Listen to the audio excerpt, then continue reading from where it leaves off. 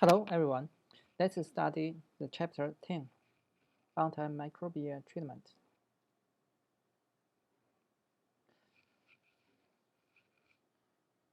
So, so we have many medication to treat the microorganism.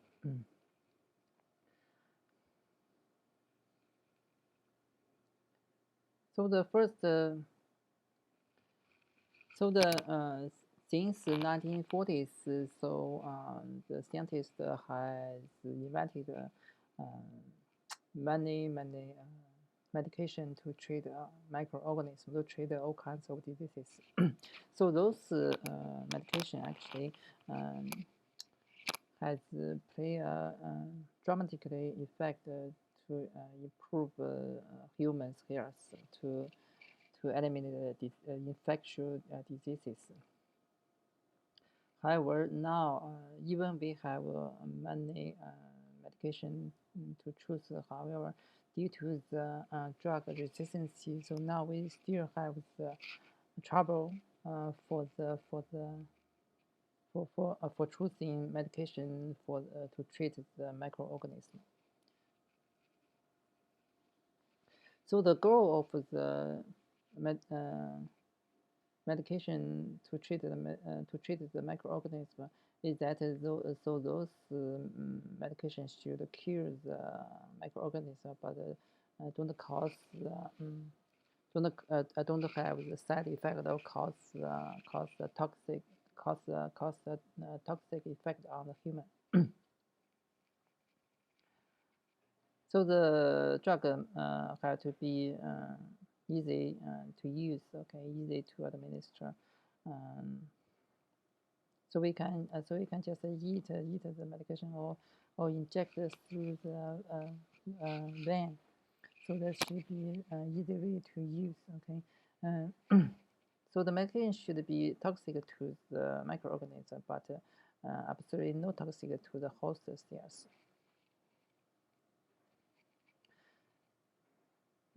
So the third should be the effective time should be as long as possible, because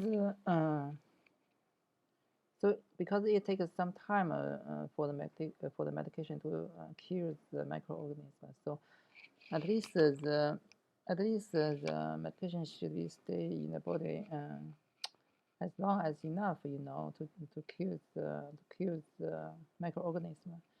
Because when we take the medication, so the medication will be eliminated by our liver or the kidney.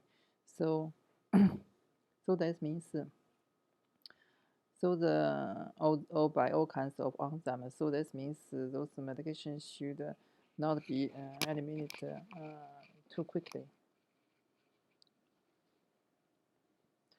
So now in the market, so we have many types of medication to choose. So all those medication actually they have the characteristics that fit the requirement for the ideal medications. For example, they are toxic to the microbe, but no or less toxic to the host cells. So most of them are the microbacillus. That means they can kill the microorganism. Other than the microbistatic, bistatic means the medication inhibits the cells, because we don't want to inhibit the cells, we want to kill the cells. So most medication in the market are the microbicidis. So most of the medication are soluble, so it can be dissolved in the water. Because our body, 60 to 70% of our body weight is water, so they have to be easily dissolved in the water. So they have to be stay long enough to act, to take the effect on in our body. So if the medication cannot induce the drug resistance, so that will be the best. However, many so nearly all the medication in the market can induce the drug resistance. Assistant activity of the host defenses actually most of the antibiotics in the market will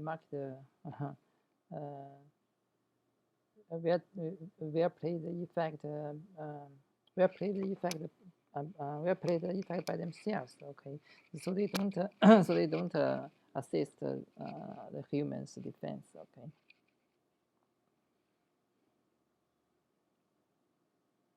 So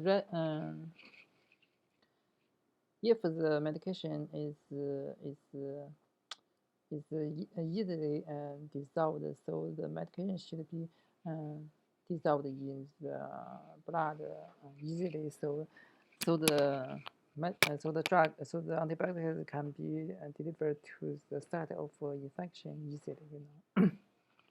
Reasonable price, yes. So the antibiotics cannot be expensive, because if it is too expensive, so only a small portion of the people can use it. So so we have to make the antibiotics that can be produced easily, so the price should be low.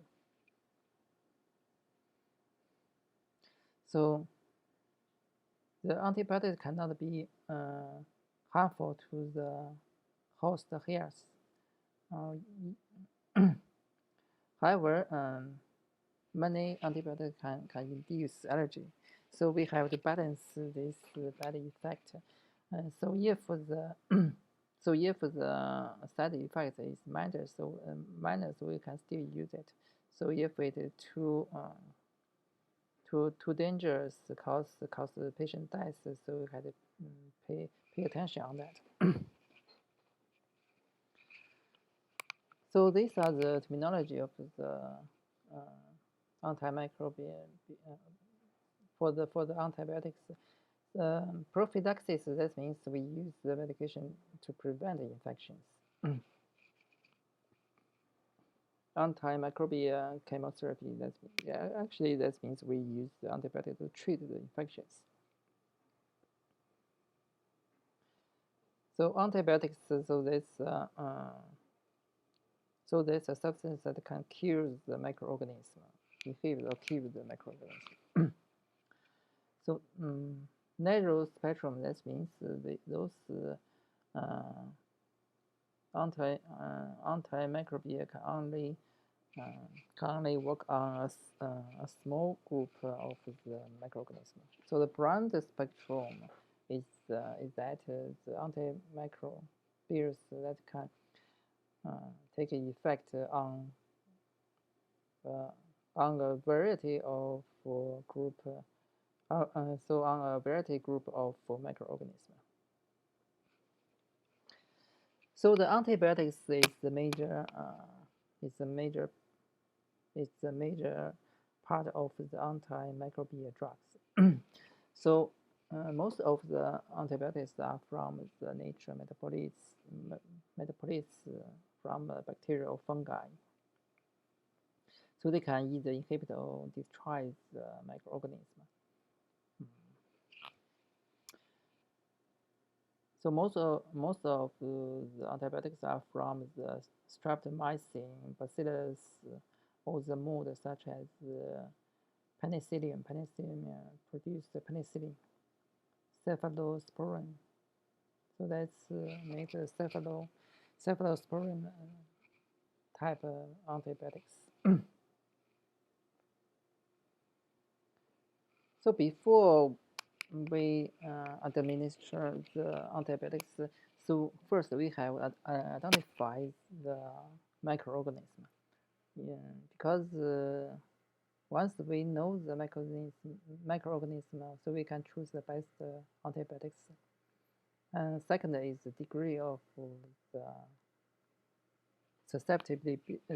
So the susceptibility. So that means because now so we have all kinds of so the experimental data, so we know which microorganism is sensitive to what kind of antibiotics. So we can once we know the infections, so we can directly administer the antibiotics. However, since now so the many microorganisms have the drug resistance, so if we administer the antibiotics, so if the patient doesn't get a recovery, so we have to do the drug resistance test. Okay, and then based on this test, we can change the antibiotics. Also, the overall medical condition of the patient. For example, if the patient has so the liver dysfunction, so we have to avoid the antibiotic that can cause liver damage. Okay. So identify the agent. So we should do the bacterial culture or the viral isolation before we use the medication, because if we administer the medication and then do the bacterial culture, so it's not because the result is not reliable. Okay. So we can directly examine the body fluid, sputum, stool samples for the detection. However, for the bacterial culture, so it takes about several days. So sometimes, if the patient's infection is very bad, so we cannot wait. So we can just start the treatment, and so we can take the samples for the culture, and in the same time, so we start the treatment, and wait, and then observe patient for a few days, then take a look at the results, so we can either change our treatment. So test for drug susceptibility. So we need a test for the Staphylococcus species and Neisseria gonorrhea, Enterococcus faecalis, aerobic gram-negative intestine bacillus, because all these microorganisms cause the majority of the infections to human. In the meantime, so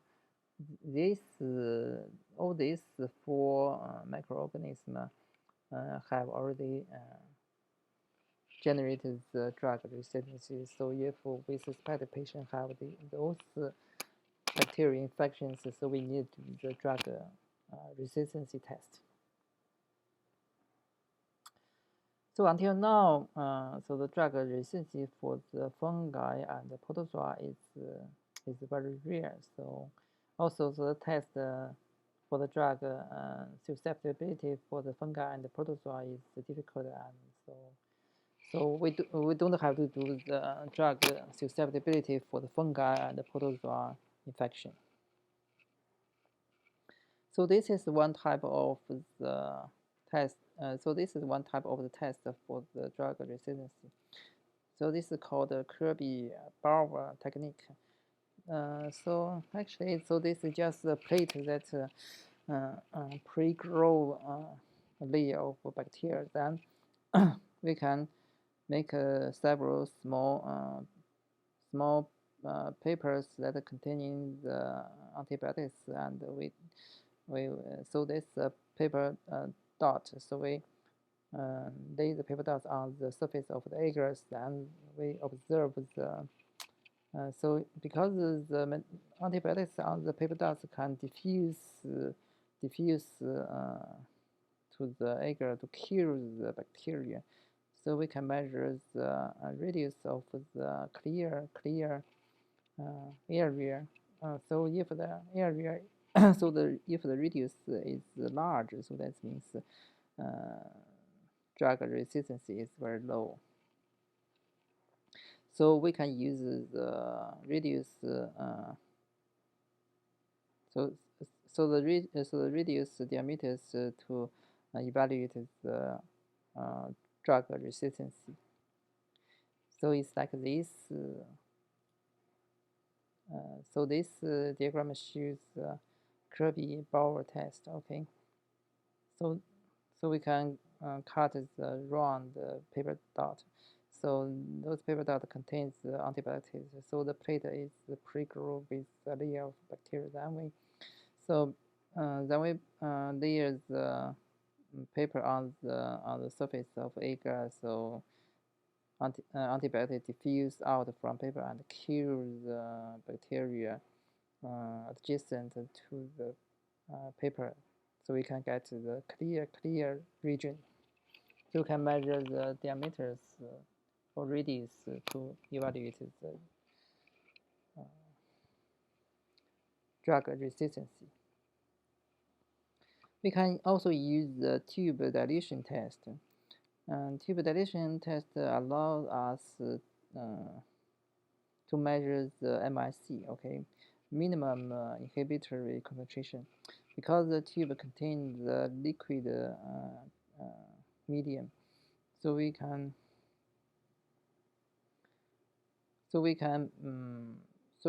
prepare the different antibiotics concentration and then grow the bacteria in there. So we can know which concentration. So we can use the antibiotics concentration to evaluate the drug resistance. So that will be more reliable than the Kirby-Bauer test. So we can see in this diagram. So we have different concentration of the antibiotics concentration. Then we grow the bacteria in there. So the number, so the parameter that we get from this test is more precise and reliable than the Kirby-Bauer test. So this is the drug resistance test. So this is the in vitro test. Okay, this is in vitro. So this means so this is bench work, in vitro test. However, when we treat a patient, so that's in vivo. So that's in vivo treatment. Okay, in vivo means in the live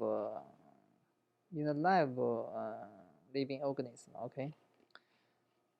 So actually, so it's not the so the in vivo study is not equal to the in vitro study. Okay, because there are several blood barrier in the body. Okay, so they can, for example, the blood barrier in the brain. Okay, so that can be a limitation for the antibiotic diffusion. Okay, also so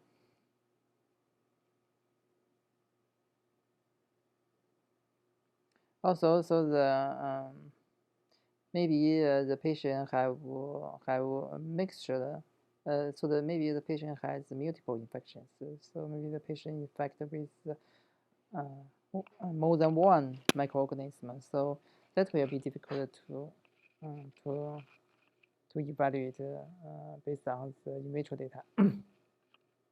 Or if a patient don't want to take the medication, so the doctor gave the patient medication, so however the patient threw it away. So how do we know that?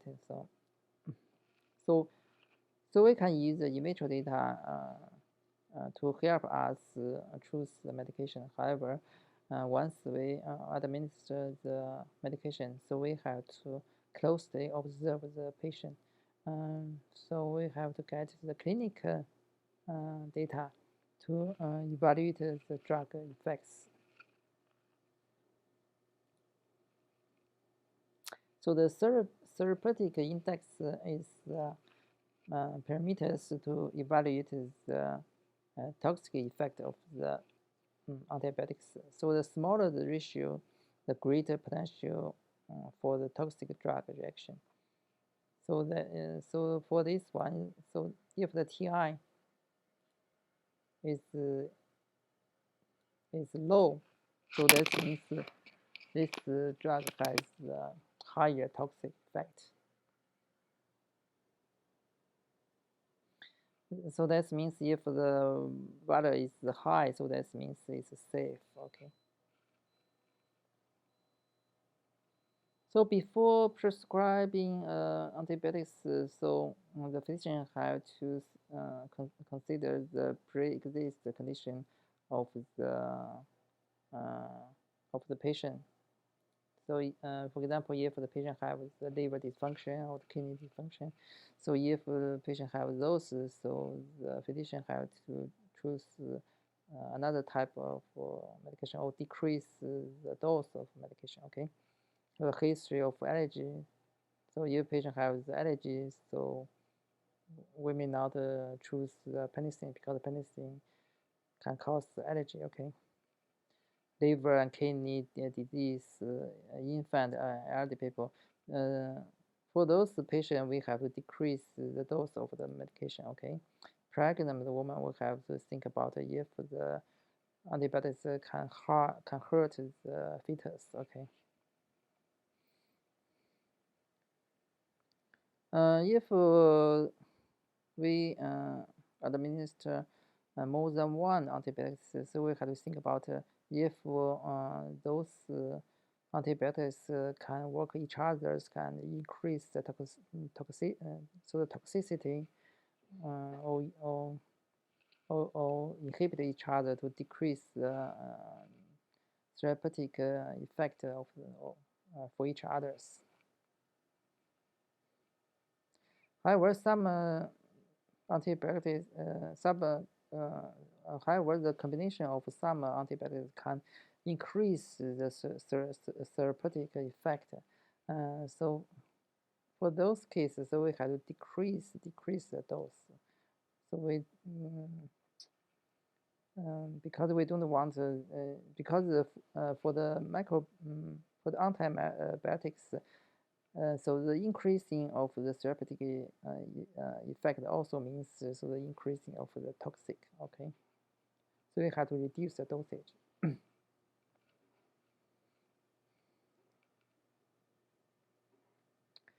For example,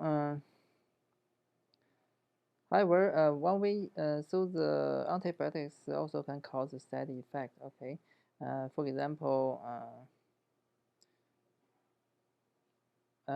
So the cancer patient, one way administer the chemotherapy for the cancer patient. Okay, so the chemotherapy will decrease the immunity activity of the cancer patient, and then will cause the secondary infection such as the candida infection. Okay. For example, for the alcoholic patient with the pneumonia, so because alcoholic patients, so they have the liver dysfunction, okay, liver and kidney dysfunction. So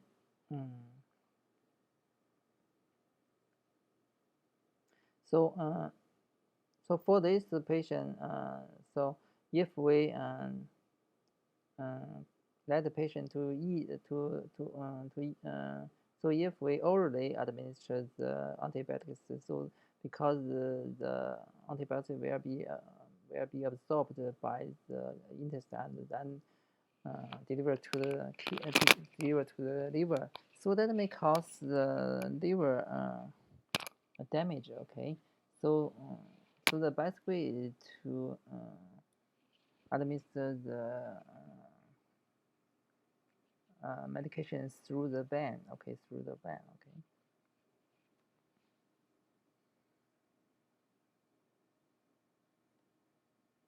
Now let's work on this question. Which of the following antibiotics would be the safety choice for the patient with no exceptional medical history, and why? So I'll give you 5 seconds. So the correct answer is B, okay? Because if the therapeutic index is high, so that means it's safety, okay?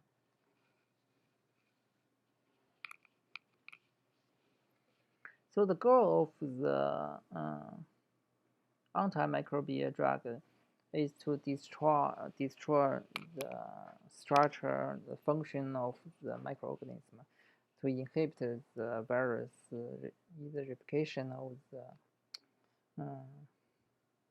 so the invasion, okay.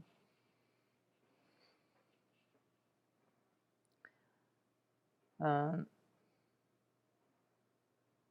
also can destroy the structure already in the cell, okay. So the selective toxic. So that means, so the idea antimicrobial drug only kill and inhibit the microorganism and doesn't hurt the host tissue or cells.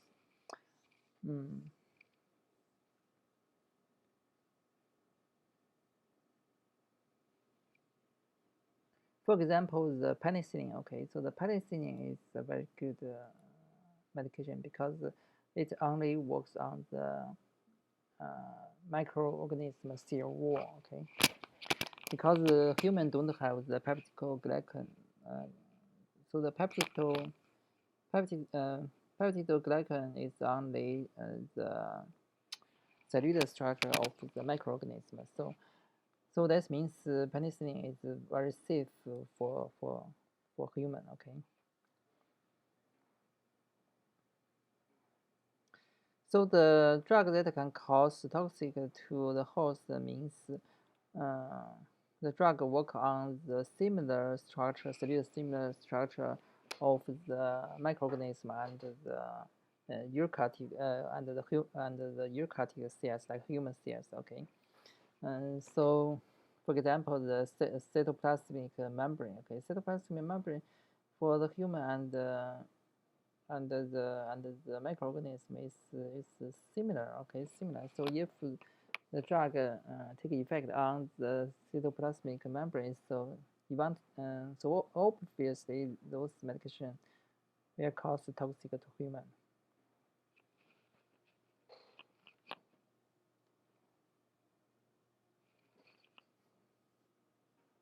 So the goal of the chemotherapy is to destroy the structural function of the microorganism and completely kill those microorganisms.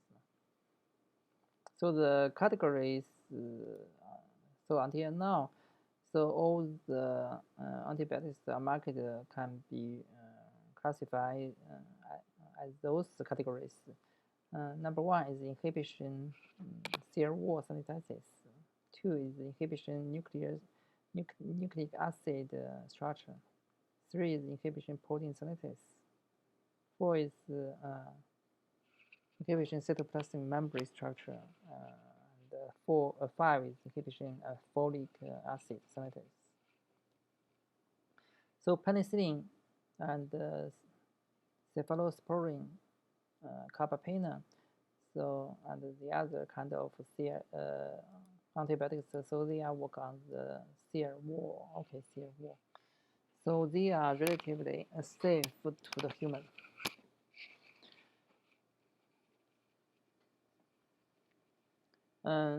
So these antibiotics inhibit the protein synthesis. So they target on the 30S, okay, 30S, because 30S is specific for the microorganism. Because in the human and eukaryotic cell, so there's 40S and 60S, okay. So, for example, the amino glycoside. So these antibodies inhibit 30S. However, this type of antibiotics still have the side effects, so they can damage nerves function. Okay, tetracycline can block tRNA to the adenine acceptor. acceptor. Glycycline, so the glycycline, okay, and macrolides. Macrolides can inhibit the protein synthesis. Actually, macrolides is it's very safe. Okay, it's very safe. So we have the other type of antibiotics such as clindamycin, linezolid. Okay, they are all widely used in the clinic. So the medication targeted on the folic acid, such as sulfonamide. Okay, so they can block folate metabolism in the bacteria. Okay. And medication targeted on DNA or RNA. For example, the sulfonamide. Okay, because the folate is very indispensable for the microorganism nucleic acid synthesis. Okay. So if we block those, so we can inhibit this microorganism.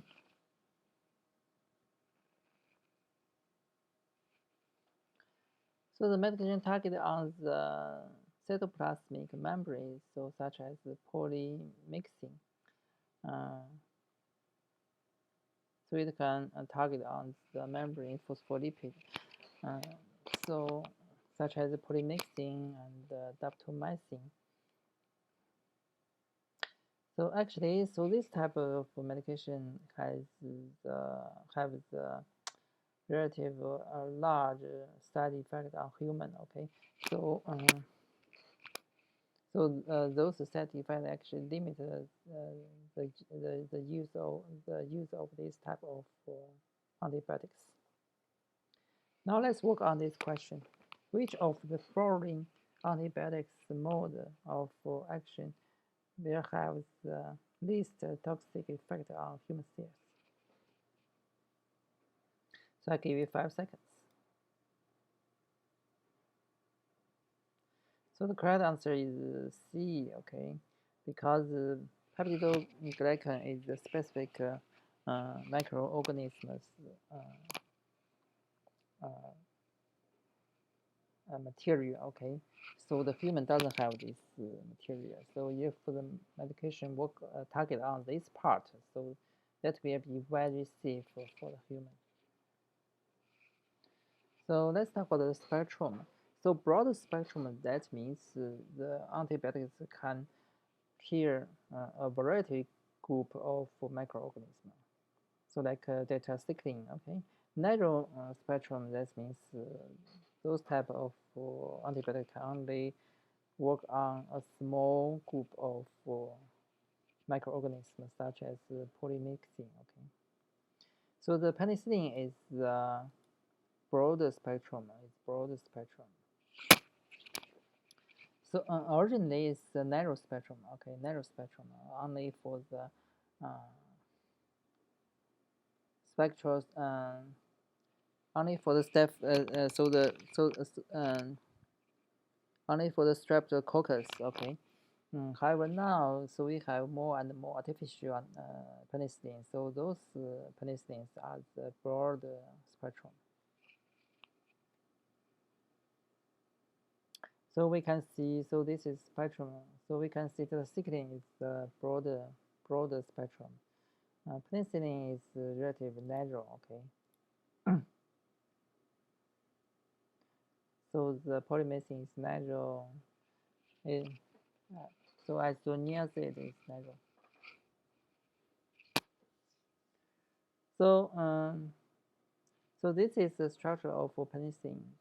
Penicillin G is the first penicillin that we invented. Okay, and then based on this structure, so the scientists make the modification and make many artificial penicillin. Okay, for example, amoxicillin, ampicillin. So they are broad. Okay, they are broad. So bacteria can make a biofilm. So biofilm can protect the bacteria from all kinds of tough condition and antibiotics. So the patient, if the patient infection, so if the bacteria cause patient infection, so those bacteria can make biofilm. So we have to consider this situation uh, administer some kind of medication to destroy the biofilm because so that will help us to kill the bacteria. For example, we can choose the medication interrupting the cowan, okay? Or we can add DNase, okay, DNase to the antibiotics because so if we destroy the DNA, so because the biofilm will be it's gel-like stuff made with proteins and polysaccharide. So if we destroy the DNA, inhibit the transcription, so the production of biofilm will be decreased with destroy, right? We can also embedded the devices, medical devices with antibiotics, okay, to prevent the bacteria localize on the devices. So if the bacteria cannot localize on the devices, so they cannot make the biofilm.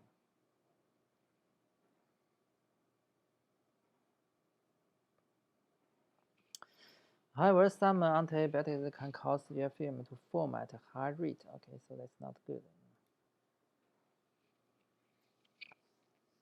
So to treat fungus, since fungus is the eukaryotic cell, okay, so that means all the medications for the fungi actually are toxic to the human cells, okay, because similarity between the fungi and human cells is large, okay.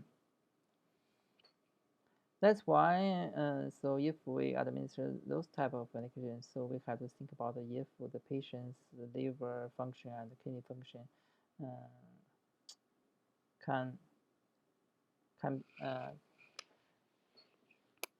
can be strong enough to accept the treatment. Okay. Also, we have to observe since the side effect is huge. We have to closely observe the patient.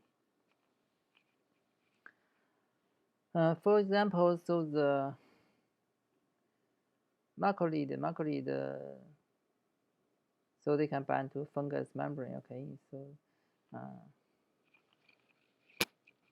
so can be used treated the.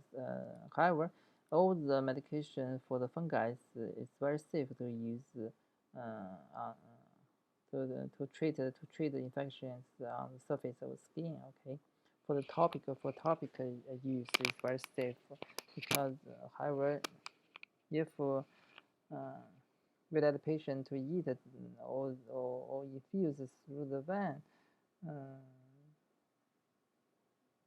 with these medications, so they cause huge side effect. So like azole we can use to treat the cutaneous infections and all the AIDS-induced fungal infections. So anti-malaria drugs, so we have the quinine and artemisinin. Okay, quinine has been used for a long time, so now more and more malaria have the drug resistance to the quinine. So we have the artemisinin. So the drug resistance to this type of drug is still low. Okay, so you can combine this medication with the quinine to get a better treatment therapeutic effect. chemotherapy for the protozoan, like metronidazole, still has a very good effect to treat the amoeba and giardia. Okay, so the drug resistance is very low. So the drugs, other drugs as quinacrine, okay, tetracycline. You can also use, however, metronidazole is very good. It's very good. For the medication anti-helminthic, since the helminthic are the large worm, okay. Even the worm cells is relatively similar to the human cells. However, since scientists have found the medications that are specific for the worm structures, so most of the anti-helminthic drug are safe to human. Okay, such as mebendazole and albendazole. Okay, so they can inhibit the microtube of the worm and the eggs or the larvae. Okay, because so this microtube for the egg, so this very different from a human. Okay, so mebendazole is very safe. Okay, so we also have the other kind of medication, ivermectin. Okay. So all those actually are the very good medications. So the medication for the virus actually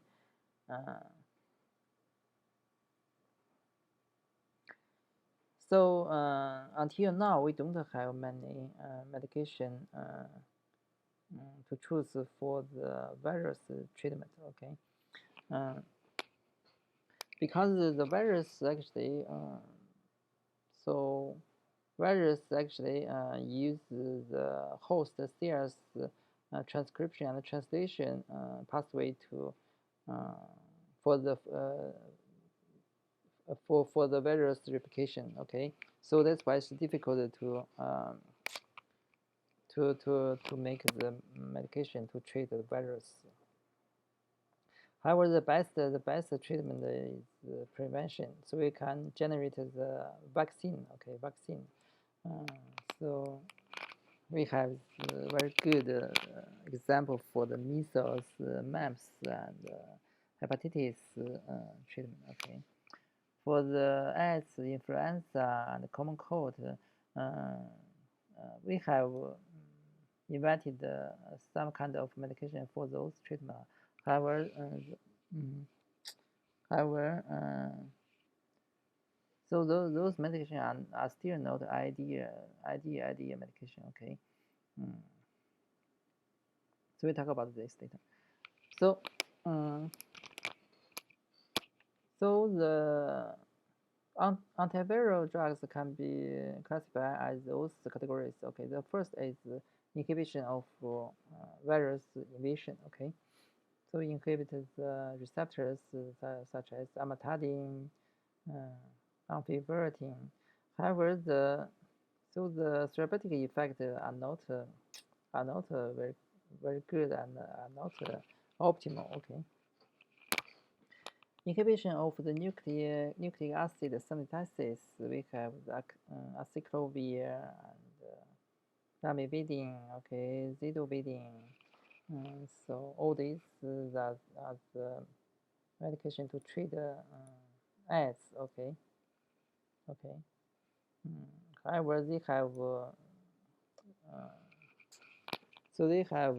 the significant side effects. Okay. Inhibition of virus assembly and release, like Tamiflu. Okay, Tamiflu is until now it's the only medication to treat the flu infection. Okay, however, so So it can be administered in the first day. So if people have the flu infection, so we can administer this medication to the patient who just have the first 2 days infections. Okay, after 2 days, so this medication will not have effect.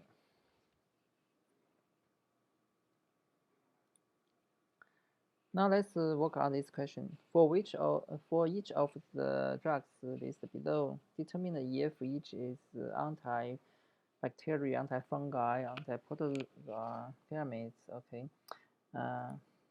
So ribavirin is the anti-viral. Okay. Oxycycline is the antibacteria.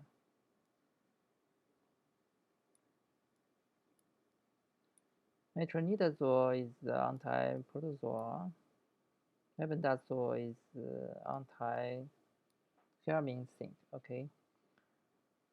Amphotericin is the anti-fungi. Okay. So the drug resistance, this is a huge challenge, a huge problem to the clinic and to the scientific community. Okay. Due to the drug resistance now, so many medications many antibiotics cannot be used in clinic. Okay. So why this can happen? Because actually, so when we administer the antibiotics, actually, the bacteria can adapt to the tough environment, and then so they can get a genetic treat to against the antibiotics. So this trait can be generated either intrinsic or the acquired. Okay. For example, the resistance to penicillin developed as early as the 1940s. So when we invented penicillin, so the resistance happened at that time. Okay. So in 80s, 90s, so the penicillin doesn't have that. So penicillin didn't have didn't have the good effect as the 1980s. Okay.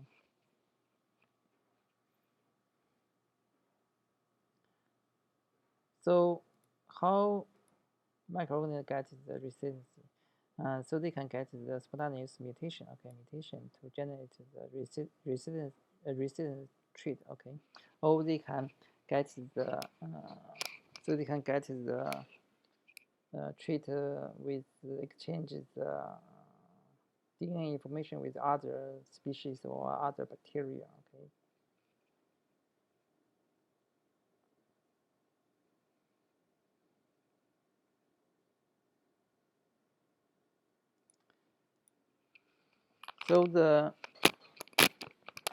So many drug resistance actually result from the spontaneous mutation. Okay. So so if we administer the antibiotics with large dose or use widely, so that we promote the generation of drug resistance.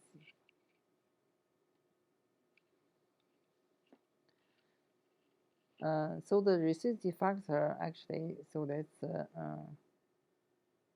genetic information represents the resistant trait. So those genetic information can be transferred to other bacteria through the plasmids. Okay, because the bacteria can exchange their plasmid. Okay, once the plasmid code the drug resistance DNA, so they can transmit the plasmid to the bacteria that doesn't have this trait. Okay, and then all the bacteria have the drug resistance. So it's difficult for us to treat those bacteria.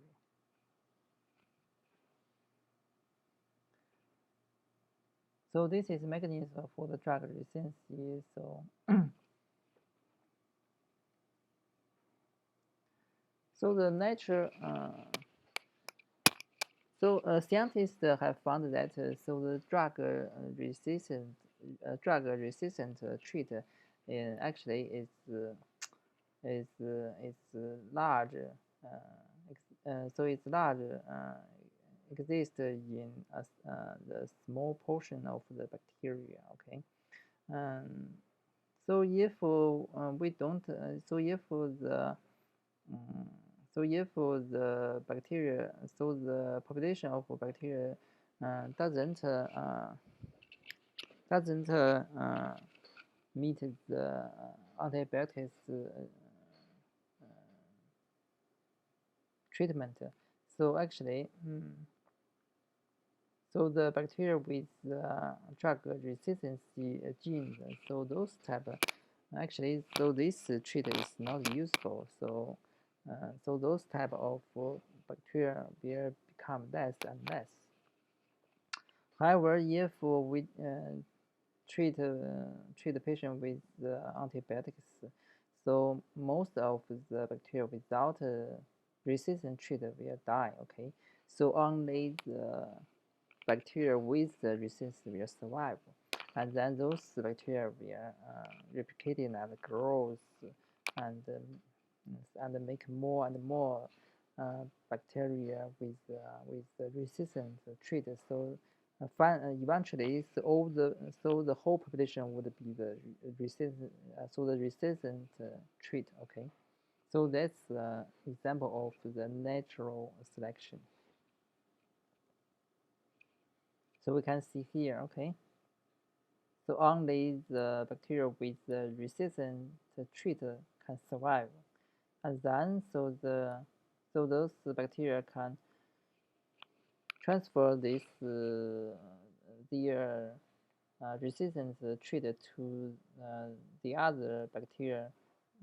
Those don't have the resistant trait, and then eventually the whole population has the resistant trait.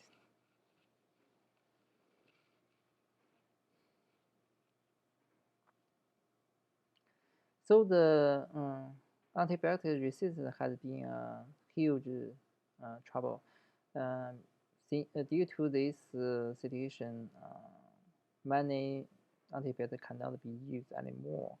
So now the health provider has the situation that they have very few medication to choose for the infections. Okay, so that's an urgent problem. So especially for those bacteria, okay, Clostridium difficile, okay, and carbapenem resistant enterobacterial disease, and drug resistant Neisseria gonorrhea, okay. So the serious threat is drug resistance Campylobacter. Okay, so you guys can, especially for the vancomycin resistant Staphylococcus aureus. So the vancomycin is actually is only one medication that we can use to treat the to treat as for to treat the Staphylococcus aureus. Okay, so now we have this type of bacteria. That means we don't have any antibiotics to treat this bacteria. Okay, so this is a monster. Okay, so if patient got this infections, actually we don't have antibiotics to treat this infection.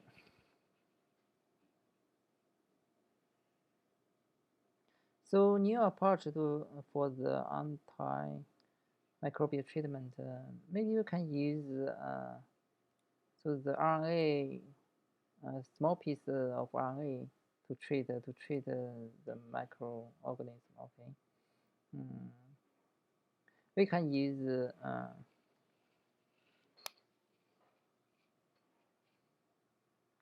However, all these actually are are not are not approved by the CDC, by the FDA. Okay, and so we can still develop this technology. However, until now we cannot use it. For example, the CRISPR. Okay, CRISPR is one type of the DNA editing enzyme system in the bacteria. So we can use this to treat the other microorganisms, to treat infections. However, now it's not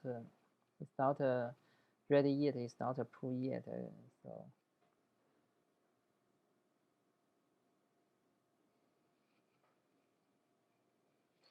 So we can also focus on the no cultivable bacteria. Okay, because so we can find if the metabolism from those type of bacteria can be used as antibiotics. So because that will be the new area to provide the antibiotics. Also, we can use the bacteriophage. So bacteriophage actually is one type of virus. So they can attack the bacteria to kill the bacteria. So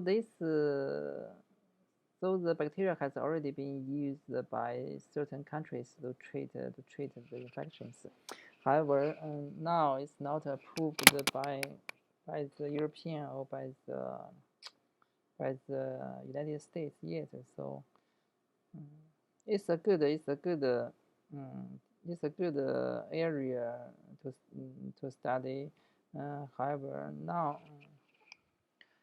so we cannot use this in clinic in America.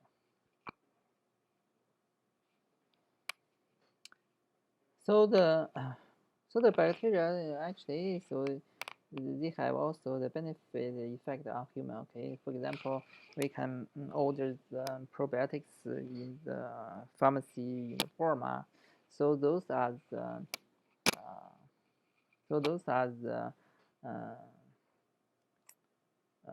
over-the-counter medications made with lactobacilli. Okay, so they can adjust the biota in our colon. Okay, to help humans' health.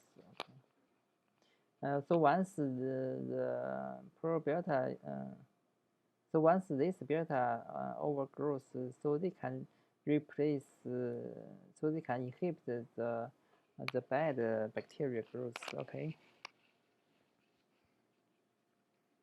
So actually, it's not a treatment. Okay, it's a safe procedure to improve human health. Prebiotic, okay, are the nutrients can improve the growth of the good biota microbe in the intestine. Also, for some patients, for example, for the C. difficile infections, okay, because it's difficult to treat this bacteria, because this bacteria has huge drug resistance. So also for the ulcerative colitis.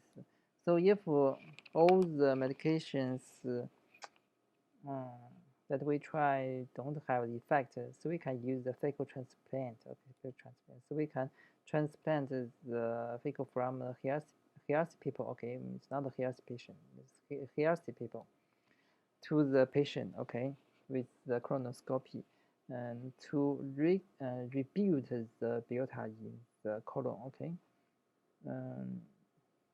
so this has been proved by the FDA. Okay, actually it has very good effect. Okay, Now let's work on this question. Which of the following mechanisms of antibiotics resistance act specifically on penicillins and cephalosporins?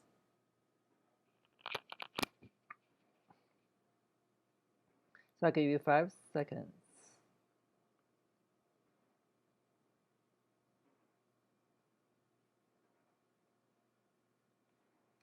So actually the correct answer is B, okay, because those bacteria actually can generate a specific enzyme to destroy the to hydrolyze and destroy the antibiotics.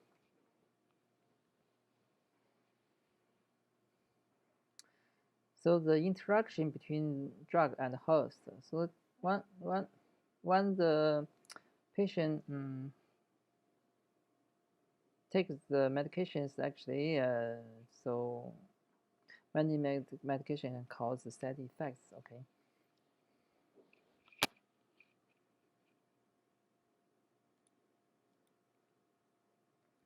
So so this side effect had to be seriously considered. Okay. For example, the medication can cause liver dysfunction, so this is called hepatotoxic, okay, and nephrotoxic, or cause the side effects on the GI tract such as nausea, vomiting, okay, diarrhea, may cause the toxic effect on the cardiovascular system. This is hemotoxic, nervous system, neurotoxic, okay. For example, antifungal medication can destroy the kidney. Antiprotozoa can cause the GI tract. Actually, so this side effects is minor. Okay. So the antihistaminic can cause headache, dizzy, and GI tract symptoms. So actually, all these side effects is minor compared to the kidney dysfunction. Okay, so this is a huge side effect. Okay, antiviral can cause seizure. Okay, so that means it's a severe nervous system, anemia, immunosuppressing. So those are the huge side effects. Okay, that's because all those medication work on the similar cellular organelles between the microorganism and human. Okay. So allergy is widely common. Okay. So if the allergy is minor, so we can still use the antibiotics. Okay. However, we have to do the allergic test. Okay, allergic test. We can do allergic test. However, if the medication is discovered that those medication has a huge allergy, okay, so we cannot use this medication to the patient with allergic history, okay. So sensitization. So in many cases, so the allergy will not happen in the first dose of usage. Okay, it will happen in the second dose. So those allergic reaction can be very serious. Okay, it may cause respiratory problems and anaphylaxis. Okay. So the biota as normal microorganism live with the human. Okay, either on the surface of skin or inside of body. So most of them actually will not hurt human. Okay. However, if we take the antibiotics, so antibiotics can destroy most of the biota. Okay. So the super infection.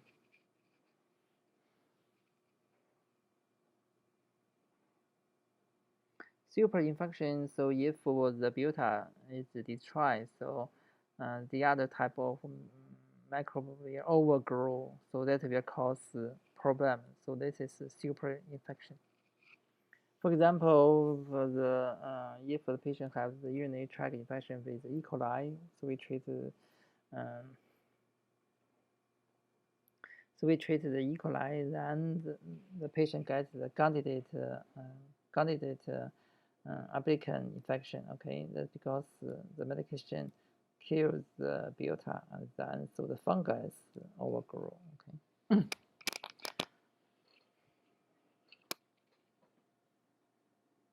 Another example would be lactobacilli is the biota in the female vagina. Okay, so if we treat the patient with UTI, so we will kill the lactobacilli. Okay, so the female may get the candidate as well in their vagina. Okay, so this is also example of the super infection. So the antibiotics associate colitis. Okay, certain antibiotics such as tetracycline, clindamycin, can accuse the normal biota, then so the C. difficile will invade and overgrow, so it causes colitis. So the huge diarrhea, very bad diarrhea, fever. It's very difficult to treat. Okay, can cause patient death. So this diagram shows the biota and relationship between the biota and super infection.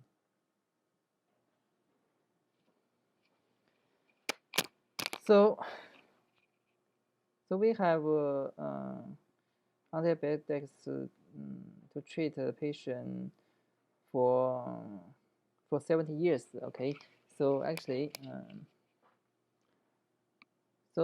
during these 70 years, actually the physician actually use the antibiotics as a shotgun. That means so they like to use the broader spectrum antibiotics because it can kill all the microorganisms, cover all the groups. Okay, so if the patient with the infection, so they don't have to think about what kind of microorganism cause it. So they just use this shotgun to kill everyone, kill everything, and then the patient will get recovered. Okay. So this is the clinical strategy that used for the infections for 70 years. Okay, 70 years. So now we have the drug resistance and the super infection program. Okay. So since American is very advanced in the drug, in the antibiotics discoveries and production, so we produce tons of antibiotics. So we export this. So since those antibiotics are very cheap, so we export those medication antibiotics to the other countries. Now actually it's not so the shotgun is not the American strategy now.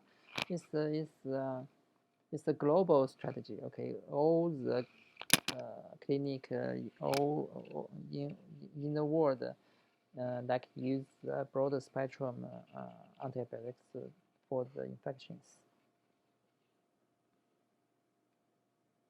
Now let's work on these questions. Overgrowth of Candida albicans cause the vaginal yeast infections after antibacterial treatment for urinary tract infections due to E. coli is the example of, so I give you 5 seconds. So the correct answer is D, superinfection. Okay, superinfection. So this is appendix, so you can use this for your reviewing. So this is